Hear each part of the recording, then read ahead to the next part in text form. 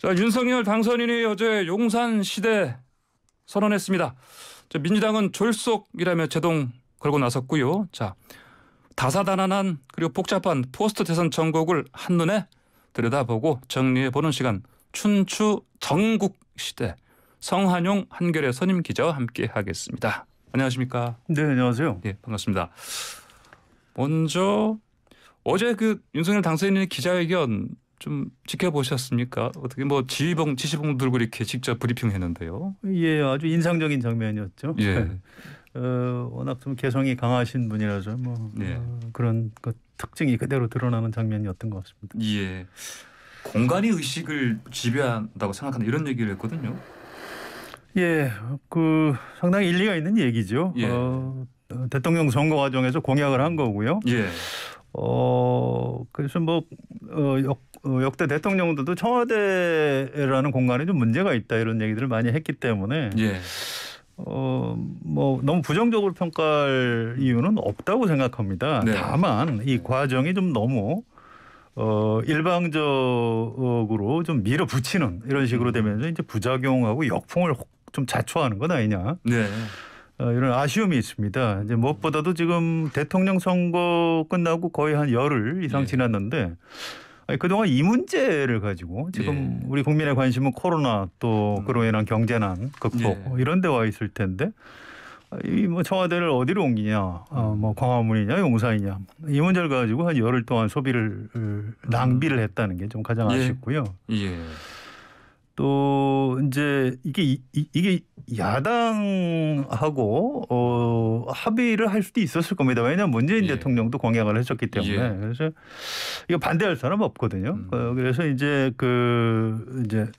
대선 과정에서야 뭐 5월 10일 날 내가 새로운 집무실에 가서 하고 지금 청와대는 돌려드리겠다 이렇게 얘기를 할 수 있지만 그게 물리적으로 사실 불가능하거든요.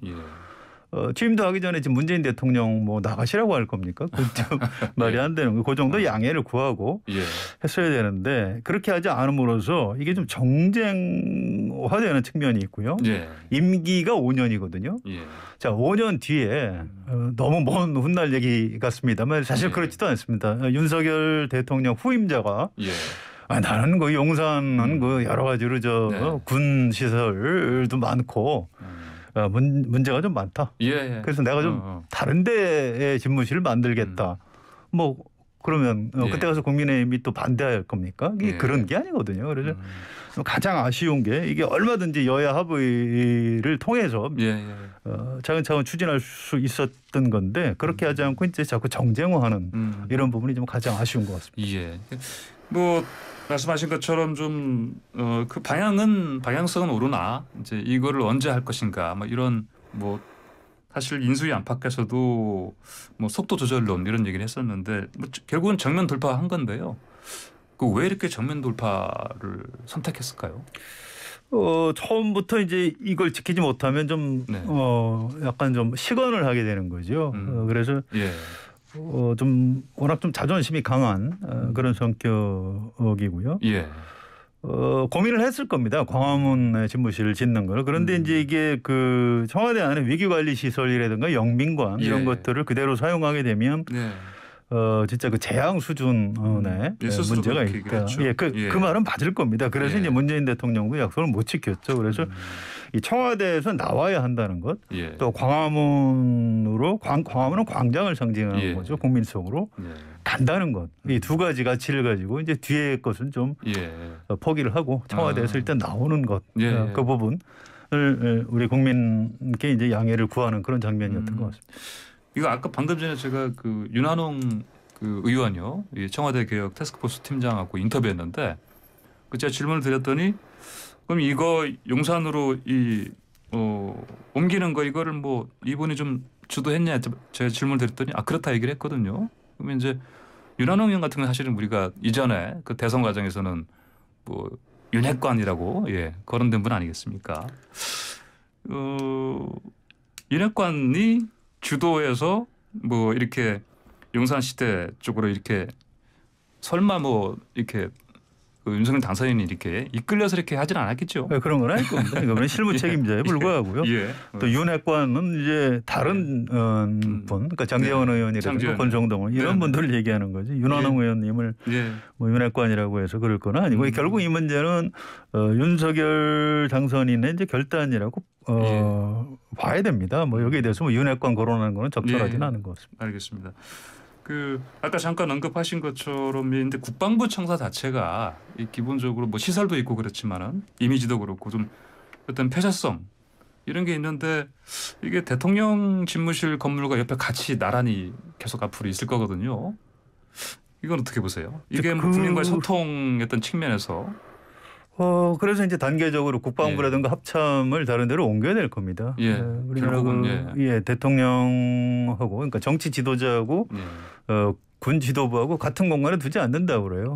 전직 합참의장들 성명에도 나와 있습니다. 그래서 뭐 다른 선진국도 다 마찬가지고요. 이거 안보에 문제가 있기 때문에 단계적으로 좀 이전을 하겠다 이제 이런 게 있고요.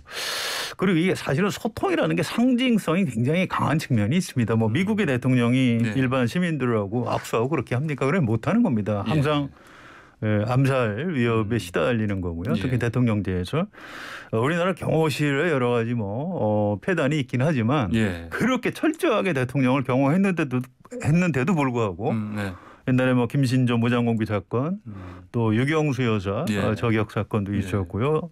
해외 나갔다 버마 아웅산 사건도 있었고 청와대 경호라는 부분은 그렇게 가볍게 볼 것이 아닙니다. 그래서 일반 시민, 국민하고 소통한다는 것은 어떤 그 상징성 이런 측면에 좀 머물러야 되는 그런 측면이 있습니다.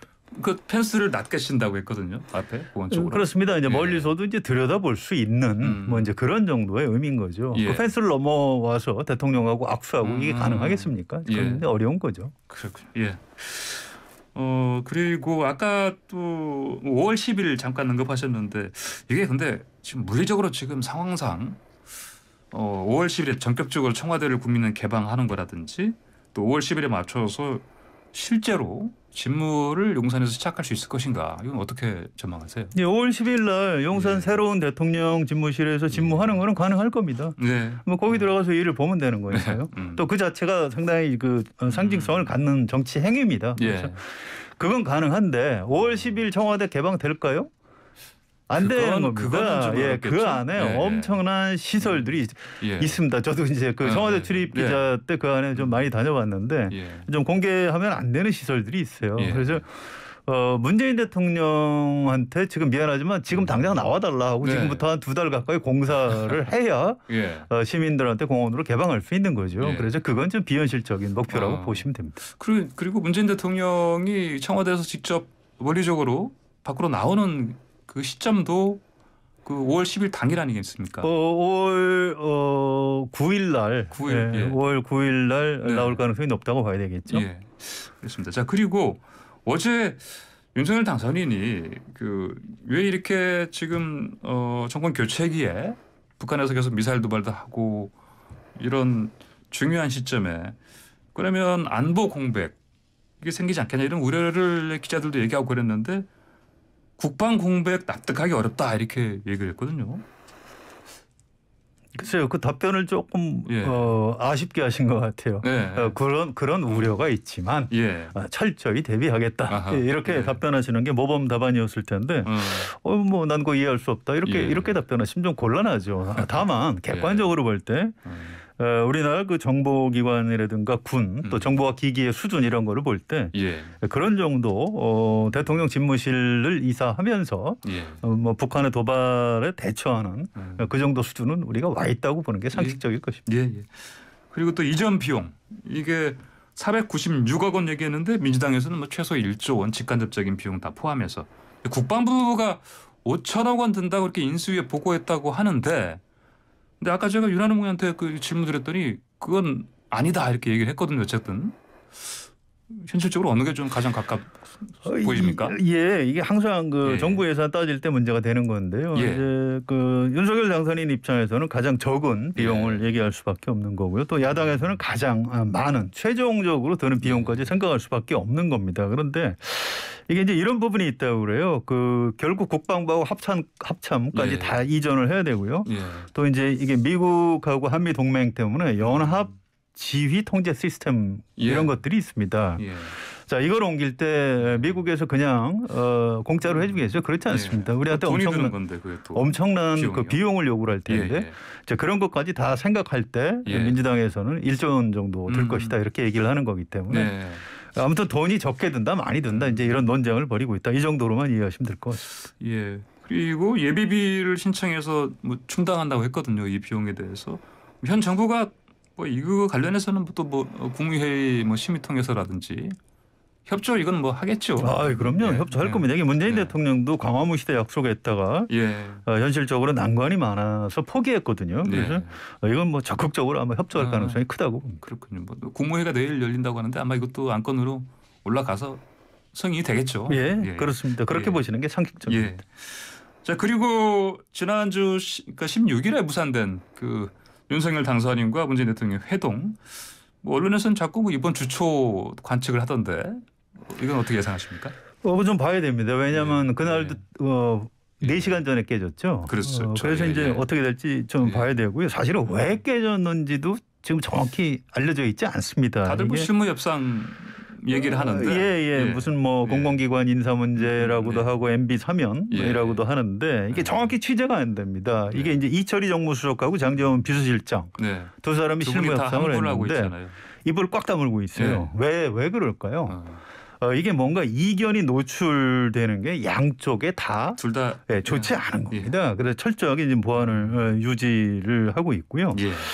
뭐 물론 이견이 있을 수 있습니다. 그런데 이 공공기관 인사를 하는데 두 분 다 문재인 대통령이나 윤석열 당선인이나 꼭 네 사람 뭐 그런 정파성이 강한 인사를 하려고 들까요? 저는 그렇게 생각하지 않습니다. 우리나라 대통령이나 대통령 당선인이나 그 자리에 가면 상당히 그 애국심이 생길 수밖에 없습니다. 우리 국익 차원에서 어떤 사람이 좋을까 고민하실 거고요. 그래서 잘 대화해서 무난하게 인사가 이루어질 것이라고 저는 예상을 하고 기대도 하고 있습니다. 그러시군요. 뭐 역대 대통령과 당선인들 회동 날짜가 뭐 보통 10일 안에 이루어졌는데 뭐 그걸 넘겼다. 그래서 뭐 이거 뭐 신구 정권의 뭐 갈등 아니냐 또 이런 식으로 해석하기도 하는데 뭐 그렇게까지 지금 볼 일은 아닌 것 같고요. 네, 조금 더 이제 지켜봐야 되겠죠. 아무래도 좀 껄끄럽긴 할 겁니다. 뭐 적폐청산 수사 얘기했을 때 문 대통령이 이제 화가 나셔가지고 사과를 요구하고 이런 일도 있었는데 사실은 그렇게 과거 대통령 또 미래 대통령이 싸움을 하면 둘 다 손해입니다. 국민이 많이 보고 계시고요. 너무 걱정하지 않으셔도 될 것 같습니다. 뭐 회동은 이루어지겠죠. 뭐 무산되지는 않겠죠. 그렇습니다. 회동 이루어질 겁니다. 자, 그리고 이제 앞으로 좀 그 향후 좀 전망 좀 해보시죠. 그 일단 윤석열 당선인이 0.73% 포인트 표차로 이제 간극의 차로 일단 승리를 하긴 했습니다만 또 앞으로 여소야대 양 전국과 또 마주해야 되고 뭐 포스트 코로나 시대 여러 가지 지금 뭐 그 국내 안팎의 문제가 많은데 윤석열 정부 성공적인 초기 안착 뭐 어떤 식으로 가능하다고 보십니까 이게? 저는 이렇게 봅니다. 윤석열 당선인은 정치인이 아니에요. 정치인 출신이 아니죠. 그렇죠. 그런데 그 주위에 또 좋은 정치인들이 많이 있습니다. 국회 경험도 많고요. 지금 행정부 권력은 윤석열 당선인한테 넘어갔지만 국회 권력은 여전히 민주당에 있습니다. 역대 그 정부에서 여소야대 상황이 있었지만 지금처럼 아주 첨예하게 갈라진 적은 별로 없었어요. 그래서 이 국회라는 데는 이제 입법부고요. 또 국무총리 임명 동의권도 가졌고 예산 의결권도 가졌고 여러 가지 권력이 있습니다. 그래서 윤석열 당선인이 내가 대통령이 됐으니까 이제 모든 걸 다 내가 권력을 행사하겠다. 이렇게 생각하면 아마 실패할 겁니다. 과거에 통치를 하던 대통령 이런 리더십을 발휘하면 굉장히 위험하다고 보고요. 나는 행정부의 수반이고 지금 국회 권력을 가지고 있는 민주당하고 협치를 하겠다. 정치를 하겠다. 예. 이렇게 권력 분점 쪽으로 발상의 전환을 하시면 민주당에서도 상당히 협력적으로 나오지 않을까. 예. 이런 예상을 합니다. 알겠습니다. 민주당 얘기도 더 해보시죠. 그 비대위 출범했는데 계속해서 그 당내 뭐 계속 잡음이 들리거든요. 해소가 아직 안 되고 있네요. 이거는. 예, 아직도 좀 여진이 있는 것 같아요. 예. 또 이제 24일 원내대표를 새로 선출하는데 예. 그 선출 과정도 중요하고요. 예. 뭐 계파 갈등이 제한된다거나 이런 네. 위험이 좀 남아 있습니다. 네. 또 어떤 사람이 선출되느냐 뭐 이런 것도 중요합니다. 거기에 따라서 윤호중 비대위원장 뭐 물러가라. 예. 아니 그냥 해봐라. 이제 이런 얘기들이 이제 나올 것 같은데요. 사실 네. 지금 민주당 비대위 그러니까 야당 지도부가 네. 이제 굉장히 중요한 임무를 가지고 있습니다. 우선 첫 번째는 윤석열 정부, 윤석열 행정부 출범을 하는데 이 어떻게 해야 될지 이게 쉽지가 않아요. 국무총리 임명 동의. 예. 예를 들어서 안철수 인수위원장을 국무총리로 임명하겠다 그러면 찬성을 해야 될까요? 말아야 될까요? 이게 참 쉽지 않은 문제입니다. 또 여성가족부를 폐지하는 정부조직법 개정을 제출했다. 예. 이거 찬성을 해줘야 되나요? 말아야 되나요? 예. 이것도 쉽지 않습니다. 뭐 대통령 선거 결과에 승복을 해야 되니까 예. 찬성을 해주는 게 좋겠다. 이런 분들도 계실 테고요. 예. 또 그렇지 않다. 입법부의 그 권한은 민주당이 가지고 있는데 그건 동의해주면 안 된다. 이렇게 네. 생각하는 분도 많을 겁니다. 이런 것들을 정리해야 되는 부분이 하나 있고요. 또 하나는 6월 1일 지방선거가 있습니다. 이게 대통령 선거에서 지기도 했지만 2018년에 민주당이 사실 너무 많이 이겼어요. 예. 그래서 이번에 선거를 어떻게 치르든 민주당은 굉장히 예. 어려운 선거가 될 수밖에 없습니다. 이제 이런 일들을 민주당 비대위가 예. 잘 좀 정리를 해야 되겠죠. 자꾸 그 이재명 전 후보 3인 고문 이름이 자꾸 소환되거든요. 뭐 물론 이제 현실적으로는 너무 이른 시점에 다시 정치판으로 돌아오겠느냐 뭐 이런 얘기를 합니다만 어떻게 이건 예상하십니까? 글쎄 저도 이제 그 정치인들한테 자꾸 물어보는 예. 주제 중에 그게 하나인데요. 예. 이게 그 결국 이제 국민 정서하고 지지자들의 생각이 중요할 겁니다. 그런데 선거에서 대통령 선거에서 진 후보가 서둘러서 전면에 나서서 뭐 지방선거를 예. 치르겠다. 여기에 대해서 동의할지 의문이다. 예. 이런 생각 그런 얘기들을 많이 하고요. 예. 0.73%포인트지만 대선에서 진 건 진 거다. 이재명 후보는 민주당이 지금 뭐 자숙하고 예. 성찰해야 될 시간이지 예. 뭐 지금 그렇게 쉽게 위기를 모면하려고 해서는 안 된다. 이런 의견들이 좀 더 많은 것 같습니다. 알겠습니다. 그리고 이낙연 전 대표요. 그 미국으로 갈 거라고 하는데 이거 왜 그런 거죠, 이거는? 그냥 뭐 좀 휴식이 필요하시겠죠. 정치적으로 굉장히 많이 좀 소진이 돼 있는 상태라고 네네. 보시면 됩니다. 또 이걸 또 뭐 사실 또 이재명 후보와의 전 후보와의 또 뭐 뭐랄까요, 그 갈등했던 그런 맥락에서 보는 시각도 있는데 그럴 일은 아니고요. 이제 이재명 예. 후보 열성 지지층 중에 또 그 이제 대선에서 졌으니까 예. 뭐 좀 누가 눈에 띄든 좀 밉지 않겠습니까? 예. 그러니까 이제 이낙연 총리를 원망도 하는 건데 예. 뭐 그러실 일은 아니라고 생각합니다. 그리고 이번에 정의당 심상정 후보 표가 너무 적게 나오지 않았습니까? 예, 그런 아쉬움이 있죠. 예. 특히 이제 그 여성 유권자들이 막판에 그 남녀 젠더 갈등이 불거지면서 예. 윤석열 대통령 당선은 내가 도저히 못 보겠다 그래서 심상정을 찍으려다가 예. 이재명 쪽으로 넘어간 표들이 많이 있습니다. 예. 이분들이 이제 너무 미안하니까 나중에 후원금으로라도 좀 보상을 하겠다 이런 장면들이 그러니까 벌어졌죠. fon금이 막 갑자기 막 들어왔던데 많이. 정의당이 이제 현재 좀 가장 의미 있는 진보 정당인데 예. 우리나라 정치의 미래를 위해서 좀 정의당이 지금보다는 좀 표를 많이 얻고 의석을 좀 더 많이 갖는 게 도움이 된다고 생각을 합니다. 좀 애정을 갖고 지켜봐 주셨습니다. 그렇게 되려면 근데 아무래도 우리나라 선거제도 좀 바뀌어야 되고 그렇습니다. 이런 시스템이 바뀌어야 되지 않겠습니까? 그렇습니다. 좀 다당제 갈 수 있도록 또 연동형 비례대표제라든가 이런 것들을 좀 제대로 정비해서 정의당 지금 지지율만큼의 의석은 좀 확보할 수 있도록 해주는 게 좋을 것 같습니다. 그 유권자를 찍어주고 싶어도 결국은 정치적인 판단을 하다 보니 결국은 또 이렇게 그 심상정 후보 같은 경우는 이제 표가 기대보다 많이 적게 나오고 그런 상황도 벌어지는데 알겠습니다. 자. 오늘 성한용 한길의 서림 기자와 함께한 춘추 장곡시대 여기서 마무리하겠습니다. 말씀 잘 들었습니다. 감사합니다. 감사합니다. 네.